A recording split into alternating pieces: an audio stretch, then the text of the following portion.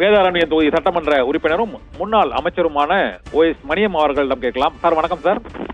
வணக்கம் சார். வணக்கம் சார். இந்த தீர்ப்பு, இந்த வழக்கு, இது தொடர்பாக என்னதான் கருதுறீங்க?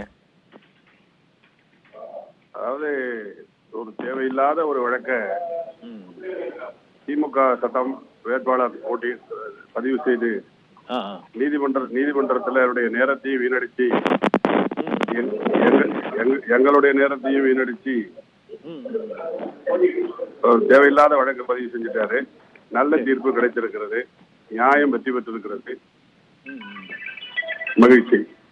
Okay sir. அந்த வாக்காளர்கள் உங்கள் மீது வைத்துள்ள அந்த நம்பிக்கை, வெற்றி, வாக்காளர்கள் உங்கள் மீது வைத்துள்ள அந்த நம்பிக்கை, அந்த நீங்க தேர்தலில் பெற்ற வெற்றி ஆகியவற்றை இந்த தீர்ப்பு உறுதி செய்திருக்கிறது. இந்த பணப்பட்டுவாடா தொடர்பாக ஒரு புகாரை அளித்தார். ஆதாரங்கள் எதுவும் சமர்ப்பிக்கப்பட்டதா? அந்த வழக்கு எதுவும் தொடரப்பட்டதா? வழக்கில் எதுவும் இது பண்ணாங்களா, இல்லாட்டி சும்மா அரசியல் பழிவாங்க? ஒரே ஒரு எஃப்ஐஆரோ ஒரே ஒரு கேஸோ எதுவுமே கிடையாது. எதுவுமே இல்ல. எதுவுமே கிடையாது. அந்த தொகுதியில, வேதாரண்ய தொகுதியில நீங்க அந்த மாதிரி அந்த தேர்தல் விதிமுறைகளை மீறினதா எந்த விதமான புகார் வழக்கு எதுவும் பதிவு செய்யல. ஆனா சும்மா வழக்கு தொடர்ந்துருக்காங்க. ஆமா.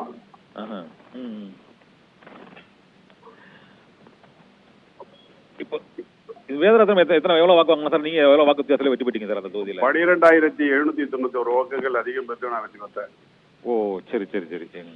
12,000க்கும் மேற்பட்ட வாக்குகள் பெற்று 12,791 வாக்குகள். இப்போ வேதாரண்யம் தொகுதியை பொறுத்தவரை நீங்கள் அந்த தொகுதி மக்களுக்கு இப்போது இந்த மழை காலங்களில் பல்வேறு விதமான அந்த பாதிப்புகள் ஏற்பட்டன. இப்போதைக்கு அந்த பாதிப்புகள்லாம் சரியாயிட்டா சார்? இப்போ இந்த கடைமடை பகுதிகளுக்கு இந்த காவிரி நீர் வரும் பிரச்சனைகள்லாம் சரியாயிட்டா? எங்களுடைய கடைமடை பகுதியை பொறுத்தவரை காலம் கடந்து மேட்டூர் அணையில் தண்ணீர் வந்ததால் ஜூன் 12 தண்ணீரை திறந்து சரியாக கடைமடைக்கு தண்ணீரை கொடுக்காததால் குறுவை பயிரிட்டவர்கள் பயிர்கள் கருகி தண்ணீர் இல்லாமல் செத்துவிட்டது. அதற்கு முதலமைச்சர் நிவாரணம் தருவேன் என்று சொன்னார், அறிவித்தார். இதுவரை நயா பைசா கூட கொடுக்கப்படவில்லை.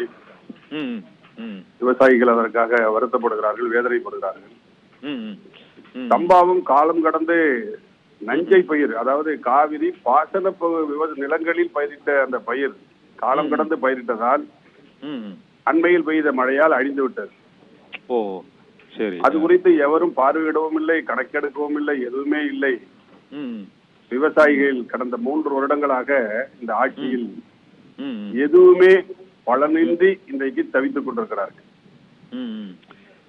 எந்த நிவாரணம் வழங்கப்படவில்லை, இன்சூரன்ஸும் முறையாக கொடுக்கப்படவில்லை, அரசும் நிவாரணம் வழங்கவில்லை, கவனிக்கவே இல்லை, கேட்கவே இல்லை, பார்க்கவே இல்லை. ரெண்டுமே இந்த குறுவை சம்பா 2 பாசன பயிர் அந்த இதுமே சாகுபடியுமே பாதிக்கப்பட்டிருக்கு. ஆனா குறுவைக்கு அறிவிச்சாங்க அந்த அந்த தண்ணீர் அறிவித்தது காலம் கடந்து அறிவித்ததால் யாருக்கு கொடுப்பது என்கிற கணக்கெடுத்ததுல கூட முரண்பாடு, முறைகேடு இருக்க நிறைய வாய்ப்பு இருக்கிறது. கரெக்ட். சரி. காலத்தோடு அறிவித்திருந்தால் கணக்கெடுப்பில் சரியாக வந்திருக்கும். அதுவும் செய்யவில்லை. அது சம்பாவில காவிரி பாயக்கூடிய பகுதி இருக்கு இல்லையா, நஞ்சை பயிர். ஆமா ஆமா ஆமா. நெல். ஆமா, நெல். மானாவாரி புஞ்சை பயிர். ஆமா, தண்ணி பாயக்கூடியது நஞ்சை பயிர். ஆமா. அது காலம் கடந்து தண்ணீர் வந்ததால், காலம் கடந்து பயிரிட்டதால் அதுவும் இப்ப அழிச்சு போச்சு.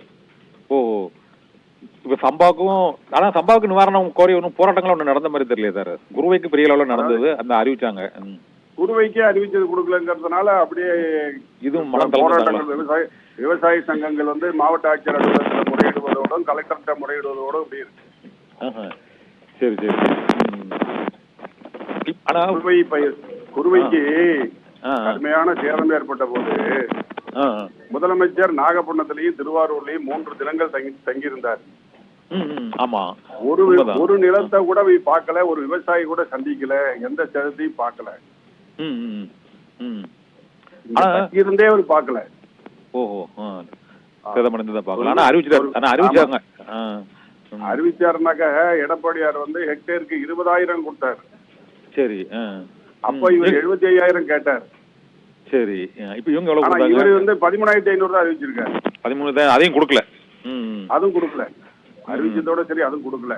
இது இந்த செந்தில் கவுண்டமணி வாழைப்பழ கதை இருக்குல்ல, அது மாதிரி அதுதான் இது, இதுதான் அதுன்னு சொல்ல போறாங்க. சரி சரி சார், நீங்க அந்த தொகுதி வாசி மற்றும் அந்த தொகுதியில நீண்ட காலமா அமைச்சர்கள் பல்வேறு பொறுப்புகள், முக்கிய பொறுப்புகள் இருந்ததால கேள்வி, இந்த கடைமடை பகுதிக்கு தூர்வாரும் பணிங்கிறது வந்து 2 ஆட்சியிலுமே நீங்க நடைபெற்றதா தான் சொல்றீங்க. தூர்வாடுறது கூட அப்புறம் இருக்கட்டும் சார், பாதிக்க. சரி, சாதாரண இந்த வெங்காய தாமரை, ஆகாய தாமரையை அரிச்சு கொடுங்கன்னு கேட்டது கூட கொடுக்கல சார். ஓ, ஒரு சாதாரண விஷயம் சார், ஆகாய தாமரை அரிச்சு கொடுத்தா தண்ணி வடியும், அத கூட அரிக்கல சார். ஆத்துல படர்ந்திருக்கிற ஆகாய தாமரையில மனிதன் நடந்து போலாம் சார் மேல. அவ்வளவு இது இருக்கு, அவ்வளவு அதிகமா இருக்கு, அவ்வளவு திக்கா படர்ந்து போச்சு சார்.